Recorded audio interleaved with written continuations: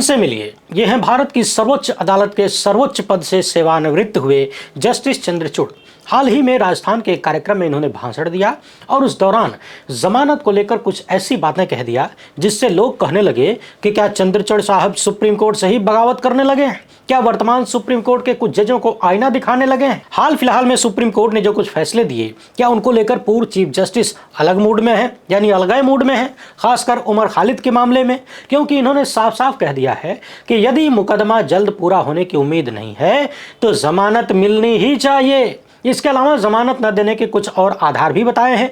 तो हुजूर की बातों को सुनकर कुछ लोग अकबका गए कि आखिर इन्हें हुआ क्या है। तो हमने सोचा कि क्यों न इस पर विस्तार से बतियाइए लिया जाए कि पूर्व चीफ जस्टिस ने क्या बगावती सुर अपना लिया है या फिर कहानी कुछ और है। हुजूर ने यह भी कहा है कि हम फला फला मामले में फैसला नहीं दे पाए, इस बात का अफसोस है। तो किस बात का अफसोस है कि फैसला नहीं दे पाए और रिटायर हो गए, तो उसे भी देखेंगे। सुप्रीम कोर्ट के ही वरिष्ठ अधिवक्ता प्रशांत भूषण ने पूर्व चीफ जस्टिस के इन बयानों पर 2 लाइन का ट्वीट किया है और 2 लाइन में ही धुआं धुआं मचा दिया है। कैसे किया है वो भी समझेंगे। उधर गुजराती जोड़ी की जांच एजेंसी को दिल्ली हाईकोर्ट ने बड़ा झटका दिया है। एनडीटीवी का मामला तो आपको याद ही होगा, यानी अडानी पूर्व एनडीटीवी के मालिक लोग, उन्हीं से संबंधित मामले में अमित शाह की एजेंसी पर 2 लाख का जुर्माना भी ठोका गया है। इन सभी मामलों पर एकदम तगड़ी वाली चर्चा करेंगे, बस ध्यान लगाकर सुनते जाइए। पहली बार है तो चैनल को सब्सक्राइब करके घंटी बजा दीजिए टन से। हर एक वीडियो को लाइक और शेयर करना आपकी जिम्मेदारी है। इसके अलावा आपको मालूम है कि हम किसी धन्ना सेठ या राजनीतिक दल के दम पर नहीं चलते, तभी खुलकर आपके मुद्दों पर बात हो पाती है। हमारा काम पसंद आता हो तो इस QR कोड या फिर मोबाइल नंबर का प्रयोग करते हुए जो भी हो सके आर्थिक सहयोग भेजने का प्रयास जरूर करें। बहुत बहुत धन्यवाद। अब आगे किसी भी मामले पर पहुंचने से पहले अपने स्क्रीन पर यह देखिए। पिछले दिनों सोशल मीडिया पर किसी ने इसे शेयर किया था। वरिष्ठ पत्रकार और लेखक कल्पेश रावल का लिखा हुआ है और उन्होंने जो लिखा है उसे देखकर पढ़कर हमको रहा नहीं गया। सोचे कि अपने दर्शकों के साथ भी साझा किया जाए, क्योंकि उन्होंने उस लाइलाज बीमारी को याद दिलाने का प्रयास किया है जिससे हम सभी पीड़ित हैं।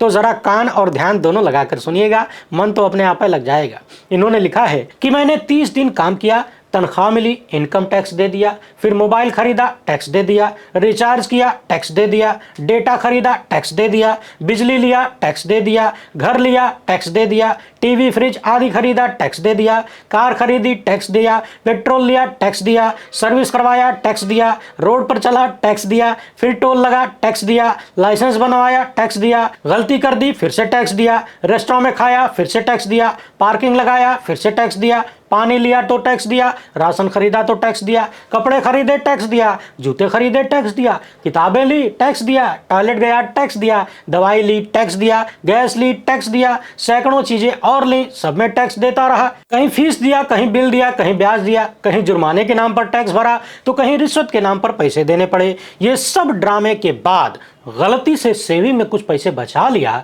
तो फिर से टैक्स दिया।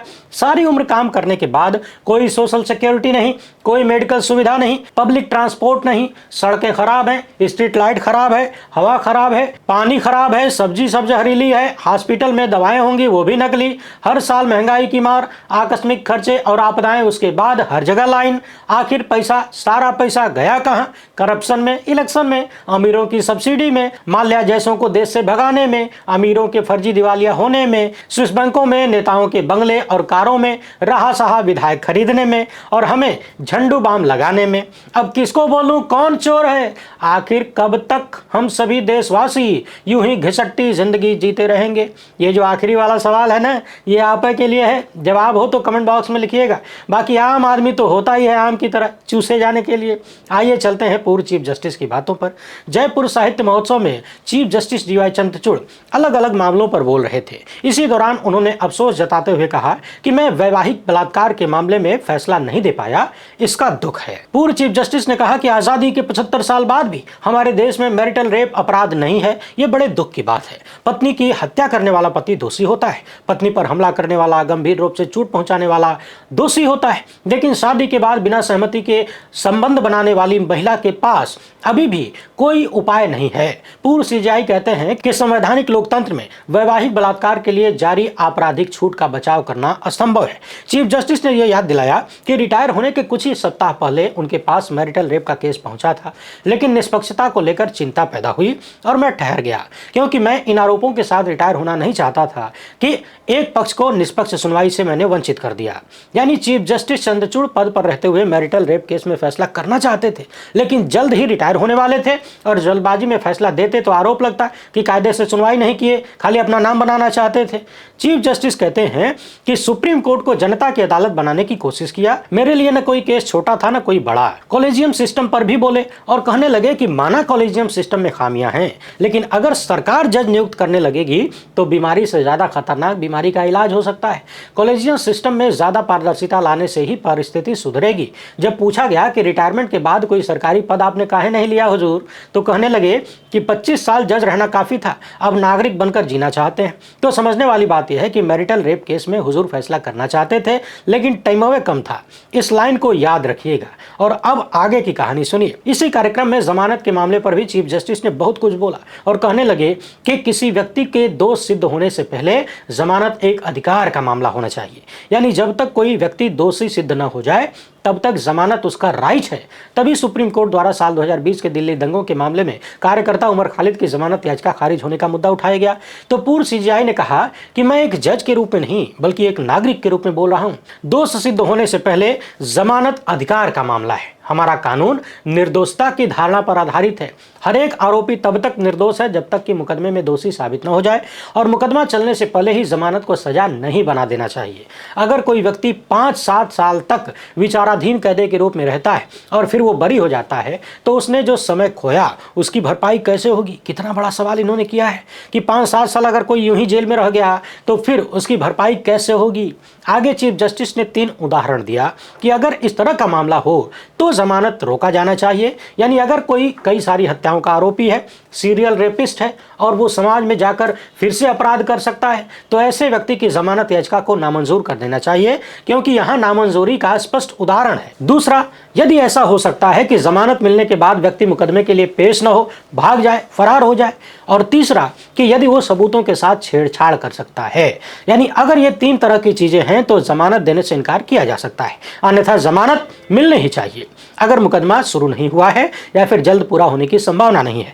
तो चीफ जस्टिस कहते हैं कि यदि इन तीनों में से कोई भी अपवाद लागू नहीं होता तो जमानत ही एकमात्र नियम है। मगर आज की समस्या यह है कि राष्ट्रीय सुरक्षा कानून निर्दोषता को अपराध में बदल देते हैं। यानी मोदी सत्ता के कानून को इन्होंने कहीं न कहीं लोगों के अधिकार को कुचलने वाला बताया है, इशारों में। अभी इन्होंने जो कहा है उसको सुन लीजिए, इसके बाद असली कहानी पर आएंगे। पूर्व सीजीआई ने कहा कि अदालतों को यह जांच करनी चाहिए कि क्या वास्तव में राष्ट्रीय सुरक्षा का मामला है, क्या हिरासत ठीक है, वरना लोग सालों साल जेल में सड़ते रहेंगे। क्योंकि आपराधिक न्याय प्रणाली की समस्या यही है कि मुकदमे सही समय से समाप्त ही नहीं होते, और यदि ऐसा होता है यानी देरी होती है तो अनुच्छेद 21 के तहत शीघ्र सुनवाई के अधिकार का उल्लंघन हो जाता है। अगली लाइन को विशेष ध्यान देकर सुनिएगा। पूर्व सीजीआई का कहना है कि भले ही कोई कानून जमानत देने से इनकार करता हो, लेकिन संविधान सर्वोपरि है। यानी इनके अनुसार आर्टिकल 21 जीवन का अधिकार, स्वतंत्रता का अधिकार ज्यादा जरूरी है, ज्यादा बड़ा है किसी भी कानून से। यानी कानून भले ही कहे कि जमानत मत दो, लेकिन संविधान को ऊपर रखते हुए, आर्टिकल 21 को ध्यान में रखते हुए जमानत दी जानी चाहिए। अपवादों को छोड़कर जमानत मिलनी ही चाहिए। इस लाइन को भी याद रखिएगा। 2 लाइन मैंने बताया याद रखने के लिए। आगे उमर खालिद के मामले में जब चर्चा हुई कि वो 5 साल से जेल में हैं, तो पूर्व सीजीआई ने कहा कि मैं अपने ही न्यायालय की आलोचना करने में जरा संकोच कर रहा हूं, क्योंकि 21 साल पहले तो मैं उसका नेतृत्व कर रहा था। मगर फिर भी अगर त्वरित सुनवाई संभव नहीं है तो जमानत ही नियम होना चाहिए। यानी सुप्रीम कोर्ट ने हाल ही में जिस तरह से उमर खालिद और शर्जील इमाम की याचिका यानी जमानत को खारिज किया, उस पर पूर्व सीजीआई कह रहे हैं कि जमानत मिलनी चाहिए थी, क्योंकि त्वरित सुनवाई तो उसमें दूर तक संभव नहीं है। आगे इन्होंने कुछ और बातें भी कही, मगर उन पर आने से पहले जितनी बात हम सुन चुके हैं उसका एनालिसिस जरूरी है। पूर्व चीफ जस्टिस ने 3 चीजें बताया कि कोई सीरियल किलर है, सीरियल रेपिस्ट है, जिसको जमानत देने से समाज में खतरा पैदा हो सकता है, फिर से वही कांड कर सकता है, तो उसको जमानत मत दो भैया। यदि कोई जमानत मिलने पर भाग सकता है या सबूतों से छेड़छाड़ कर सकता है तो जमानत मत दीजिए। साथ ही राष्ट्रीय सुरक्षा के मामले में इन्होंने कहा कि कायदे से जांच होनी चाहिए कि मामला बनता है कि नहीं बनता है। अब सवाल यह है कि उमर खालिद और शर्जील इमाम के मामले में वो तीनों ही केस नजर नहीं आते। यानी न तो वो हत्या हत्यारे हैं, न सीरियल रेपिस्ट हैं, न ही ये कहा जा सकता है कि जमानत मिलते फरार हो जाएंगे। विजय माल्या तो है नहीं क्योंकि घर परिवार है, और न ही सबूत रखा हुआ है कि छेड़छाड़ कर लेंगे क्योंकि 5 साल से ज्यादा वक्त मामला हो गया है और जो भी सबूत होगा वो पुलिस की कस्टडी में होगा। और तो और त्वरित सुनवाई का होना, मुकदमा खत्म होना या पूरा होना यह भी असंभव है अमृतकाल में। मगर फिर भी उमर खालिद और शर्जील इमाम को जमानत नहीं दी गई। सुप्रीम कोर्ट के इन 2 जजों जस्टिस अरविंद कुमार और जस्टिस NV अंजारिया ने अभूतपूर्व बातें करके एक तो याचिका को यानी जमानत देने को इनकार कर दिया, दूसरे 1 साल की पाबंदी भी लगा दी। अगले 1 साल तक ये लोग जमानत की मांग नहीं कर सकते। और तो और सुनवाई के दौरान कुछ ऐसी टिप्पणियां भी कर दी जिन्होंने न सिर्फ इस मामले को खराब किया बल्कि भविष्य के लिए और भी अन्य मामलों के लिए भी एक तरह का संकट पैदा कर दिया। अब आप कहेंगे कि CJI चंद्रचूड़ तो रिटायर हो चुके हैं, अब ये सब तर्क देने का क्या फायदा है? तो समझने वाली बात यह है कि हुजूर अब रिटायर हुए हैं ना, लेकिन उमर खालिद शर्जील इमाम का मामला जब आया था तब हुजूर देश की सबसे बड़ी अदालत के मुखिया थे और उस पद पर होने के नाते इन्होंने इस मामले में त्वरित न्याय दिलवाने का कोई प्रयास किया हो, इसके दूर दूर तक कोई सबूत नजर नहीं आते। सुप्रीम कोर्ट के chief justice master of roster होते हैं, यानी कौन सा मामला किस जज के द्वारा सुना जाएगा इसका फैसला चीफ जस्टिस करते हैं। और चंद्रचूड़ साहब जब चीफ जस्टिस थे तो इन्होंने उमर खालिद की जमानत याचिका का मामला जस्टिस बेला त्रिवेदी के पास भेजा था। सुप्रीम कोर्ट के वरिष्ठ अधिवक्ता प्रशांत भूषण पूर्व CJI की इन बातों पर टिप्पणी करते हुए लिख रहे हैं कि ये वही हैं जिन्होंने उमर खालिद का मामला जस्टिस बेला त्रिवेदी की पीठ को भेजा। और बेला त्रिवेदी पहले मोदी की विधि सचिव रह चुकी थी गुजरात में और मोदी सरकार की इच्छाओं के विरुद्ध न जाने के लिए जानी जाती हैं। वैसे आपको याद दिला दें, मैडम पद पर रहते हुए यानी सुप्रीम कोर्ट में जज रहते हुए इस कदर गुजराती जोड़ी की सत्ता के लिए न्यौछाव नजर आई कि इतिहास में पहली बार सुप्रीम कोर्ट के किसी जज के रिटायरमेंट के बाद वकीलों ने फेयरवेल तक नहीं दिया, यानी गजब बेइज्जती का सीन बना दिया। यानी सुप्रीम कोर्ट का बच्चा बच्चा इनकी ईमानदारी का कायल हो चुका था। मैडम इतनी ईमानदार और इतनी ईमानदार मैडम को चंद्रचूड़ साहब ने उमर खालिद का केस दे दिया और मैडम ने किस तरीके से इस केस का केस बना दिया और बनाती रही, ये हम कई बार चर्चा कर चुके हैं। तो कुल मिलाकर समझने वाली बात यह है कि जब पद पर थे, कुछ कर सकते थे, तब तो संविधान को ऊपर रखने की बजाय कुछ औरे को ऊपर रखते रहे और अब यहां वहां जाके भसड़िया रहे हैं कि संविधान बड़ा है, जमानत मिलनी चाहिए, आर्टिकल 21 फलाना ढिमकाना। उमर खालिद का मामला आने के बाद यानी 9 नवंबर 2022 को हुजूर चीफ जस्टिस बने और 10 नवंबर 2024 को रिटायर हुए। लगभग 2 साल मोटा मोटी तक चीफ जस्टिस रहे और न सिर्फ उमर खालिद बल्कि ऐसे तमाम मामले सुप्रीम कोर्ट में आते जाते रहे। हुजूर को तब यह जमानत का नियम और अपवाद याद नहीं आया। बहुत सारे लोगों को जमानत दिया भी मगर बहुतों को नहीं भी मिला और बहुतों का ऐसा लगता है कि जानबूझकर लटकाया गया और आज भाषड़िया रहे हैं कि ऐसे जमानत वैसे जमानत मिलनी चाहिए, ऐसे नहीं मिलनी चाहिए। जब काम करना था तब किसी और को सौंप दिया और ऐसे लोगों को सौंप दिया जिन्होंने भारतीय लोकतंत्र की ऐसी तैसी कर दी। लेकिन अब बड़ी बड़ी बातें सुन लीजिए, न्यायपालिका में भ्रष्टाचार से लेकर तमाम मुद्दों पर बहुत अच्छा सुंदर सुंदर लवली भाषण दिया जा रहा है।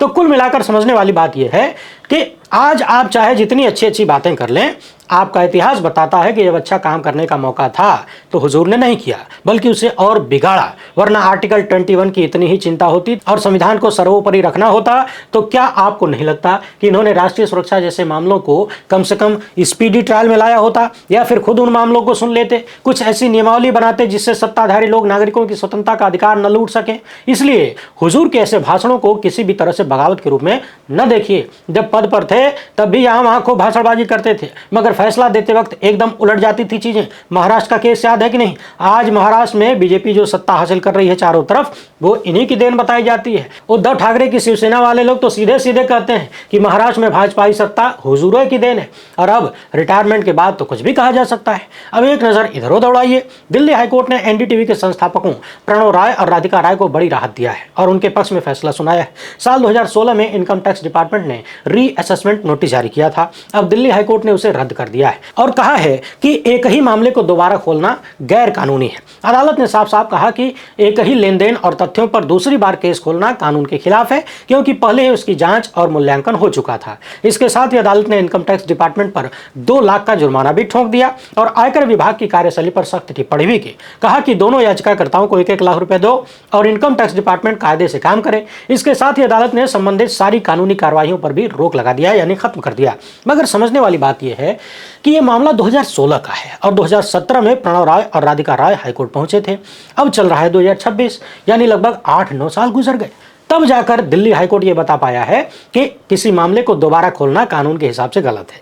आपको याद तो होगा ही कि किस तरीके से इन लोगों को इनकम टैक्स, ईडी, सीबीआई जैसी तमाम एजेंसियों को झोंक कर घेरा गया, सालों तक टॉर्चर किया गया, इतना परेशान किया गया कि चैनल हाथ से निकल गया। और कथित रूप से निशाना सिर्फ एक था, एनडीटीवी चैनल, ताकि वो स्वतंत्र पत्रकारिता न कर सके, सरकार से सवाल न कर सके, गुजराती जोड़ी की पोल न खोल सके। अब बारी बारी से तमाम मामलों में रॉय फैमिली को राहत मिल रही है, लेकिन जरा सोचिए कि सिस्टम कितना खतरनाक है, कितना जहरीला है। जिन अधिकारियों ने जानबूझकर ये सारा मामला बनाया, इन लोगों को फंसाया, उलझाया, क्या उन्हें सजा नहीं मिलनी चाहिए?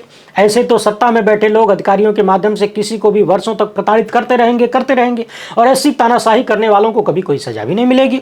और इनकम टैक्स डिपार्टमेंट जैसे बड़े विभाग को 2 लाख का जुर्माना लगाने से क्या हो जाता है? क्या इससे कोई जवाबदेही आएगी? उम्मीद नहीं की जा सकती। जब तक कि मनमानी गुंडई करने वाले अफसरों को सजा नहीं मिलेगी, तब तक सत्ता का ये खेल, ये गुंडई चलती रहेगी। फर्जी मामलों में फंसाना, जेल भेजना, सालों साल जेल में सड़ाते रहना, ये सब यूं ही अमृतकाल का हिस्सा बना रहेगा। मगर फिलहाल इतना तो तय है कि गुजराती जोड़ी को और उनके चिंटुओं को हल्का सा झटका ऐसे फैसलों से हो सकता है, लगता हो। मगर सवाल यह भी है कि जिन्हें मालूम हो कि जानबूझकर प्रताड़ित किया जा रहा है और इसी में उनको खुशी मिलती हो, तो उन्हें झटका किस बात का? वैसे आप इस मामले पर क्या सोचते हैं? अपनी राय कमेंट बॉक्स में जरूर लिखिएगा। वीडियो को ज्यादा से ज्यादा लोगों तक पहुंचाइए। पहली बार है तो चैनल को सब्सक्राइब कर लीजिए। हमसे जुड़ने के लिए बहुत बहुत धन्यवाद। जय हिंद।